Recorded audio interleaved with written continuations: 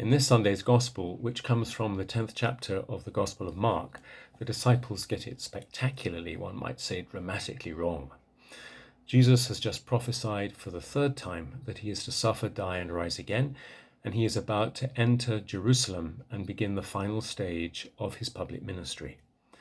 Then the brothers James and John come up and they ask him if they may sit, one at his right and one at his left, in the kingdom of heaven. They reveal they are ambitious for honors and recognition. Jesus deals with them with great patience, asking if they know what they are asking for. Can they drink the cup that he must drink and be baptized with the baptism with which he will be baptized? Now, these may seem mysterious words. Drink the cup, share his fate, be baptized with his baptism, let go and abandon themselves, like Jesus, to what God asks of them.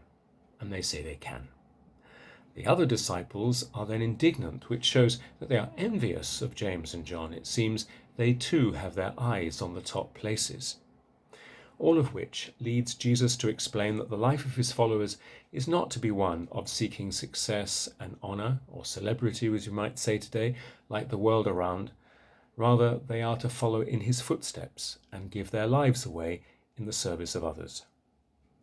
By saying he will give his life away, give his life as a ransom for many, Jesus indicates the saving purpose of his death and resurrection.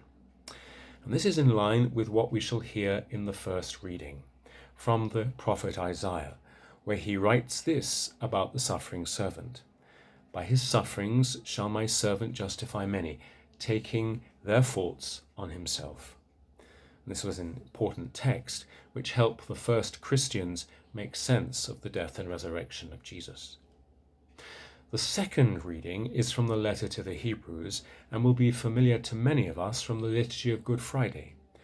Jesus is able to sympathize with us because he has been through all that we go through. He is the compassionate high priest. Well, there is plenty for us to reflect on in the days ahead. We can ask ourselves whether we are driven by ambition, like James and John, or by service, following in the footsteps of Jesus. We can think of those we have known who have given their lives away for others, and others whom the Church puts before us as examples of such selfless service.